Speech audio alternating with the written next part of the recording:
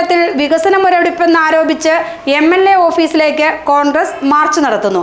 ബുധനാഴ്ച രാവിലെ 10-നാണ് സമരം. കെപിസിസി വക്താവ് സന്ദീപ് വാര്യർ സമരം ഉദ്ഘാടനം ചെയ്യും.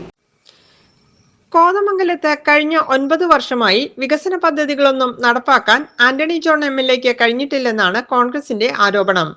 ഇതിൽ പ്രതിഷേധിച്ച് കോൺഗ്രസിന്റെ കോതമംഗലം, കവളങ്ങാട് ബ്ലോക്ക് കമ്മിറ്റികൾ സംയുക്തമായാണ് എംഎൽഎ ഓഫീസ് മാർച്ച് പ്രഖ്യാപിച്ചിരിക്കുന്നത്. ബുധനാഴ്ച രാവിലെ 10-ന് നടക്കുന്ന മാർച്ച് കെപിസിസി വക്താവ് സന്ദീപ് വാര്യർ ഉദ്ഘാടനം ചെയ്യുമെന്ന് ബ്ലോക്ക് പ്രസിഡന്റുമാരായ ഷമീർ പനക്കിലും ബാബു എലിയാസും പറഞ്ഞു. കോതമംഗലം, കവളങ്ങാട് ബ്ലോക്ക് കോൺഗ്രസ് കമ്മിറ്റികളുടെ നേതൃത്വത്തിൽ നാളെ കോതമംഗലം എംഎൽഎയുടെ ഓഫീസിലേക്ക് ഒരു വലിയ പ്രതിഷേധ മാർച്ച് കോൺഗ്രസ് സംഘടിപ്പിച്ചിരിക്കുകയാണ്. കോതമംഗലം നിയോജക മണ്ഡലത്തിലെ ആയിരക്കണക്കിന് ആളുകൾ പങ്കെടുക്കുന്ന ഒരു വലിയ പ്രതിഷേധ മാർച്ചിനാണ് കോൺഗ്രസ് പാർട്ടി നാളെ നേതൃത്വം കൊടുക്കുന്നത്. കെപിസിസി വക്താവ് ശ്രീ സന്ദീപ് വാര്യർ ഉദ്ഘാടനം ചെയ്യുന്ന പരിപാടിയിൽ കോതമംഗലം കണ്ടിട്ടില്ലാത്ത ഏറ്റവും വലിയ ഒരു പ്രതിഷേധമായി പരിപാടി ജ്വലിക്കും എന്നുള്ള കാര്യത്തിൽ ഒരു സംശയമില്ല. യുഡിഎഫ് സർക്കാർ തുടക്കമിട്ട പദ്ധതികൾ പൂർത്തീകരിക്കാനുള്ള നടപടികൾ എംഎൽഎ സ്വീകരിച്ചിട്ടില്ലെന്ന് കോൺഗ്രസ് കുറ്റപ്പെടുത്തുന്നു. തങ്കളം കാക്കനാട് 4-വരിപ്പാത, ചേലാട് അന്താരാഷ്ട്ര സ്റ്റേഡിയം, ഭൂതത്താൻകെട്ട് ജലവൈദ്യുത പദ്ധതി തുടങ്ങിയവയെല്ലാം വിസ്മൃതിയിലായി.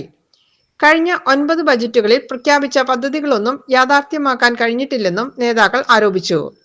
കോതമംഗലം നിയോജക മണ്ഡലത്തിലെ ഏറ്റവും വലിയ സ്വപ്ന പദ്ധതികളായിരുന്ന തങ്കളം കാക്കനാട് പാത, അതുപോലെ തന്നെ ഭൂതത്താൻകെട്ട് ജലവൈദ്യുത പദ്ധതി, കോതമംഗലം റിംഗ് റോഡ്, അതുപോലെ തന്നെ ചേലാട് അന്താരാഷ്ട്ര സ്റ്റേഡിയം തുടങ്ങി കോതമംഗലം നിയോജക മണ്ഡലത്തിൻ്റെ വികസന സ്വപ്നങ്ങൾക്ക് ഏറ്റവും വലിയ ശക്തിയായി മാറുമായിരുന്ന ഈ പദ്ധതികളൊക്കെ യുഡിഎഫ് ഗവൺമെൻറ്റിൻ്റെ കാലഘട്ടത്തിൽ കൊണ്ടുവന്ന പദ്ധതികളൊക്കെ തന്നെ കഴിഞ്ഞ 9 വർഷക്കാലമായി ഒരു ഇഞ്ച് പോലും മുമ്പോട്ട് കൊണ്ടുപോകാൻ കഴിയാത്ത രീതിയിൽ പൂർണ്ണമായും പരാജയപ്പെട്ട ഒരു എംഎൽഎയാണ് കോതമംഗലത്തുള്ളത്.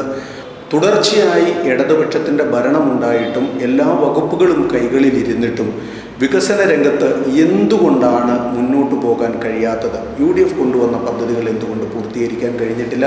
പുതിയ പദ്ധതികൾ യാഥാർത്ഥ്യമാക്കാൻ കഴിഞ്ഞിട്ടില്ല എന്നുള്ളതിൻ്റെ യാഥാർത്ഥ്യം കോതമംഗലത്തെ ജനങ്ങളോട് എംഎൽഎ പറയാൻ തയ്യാറാകണം.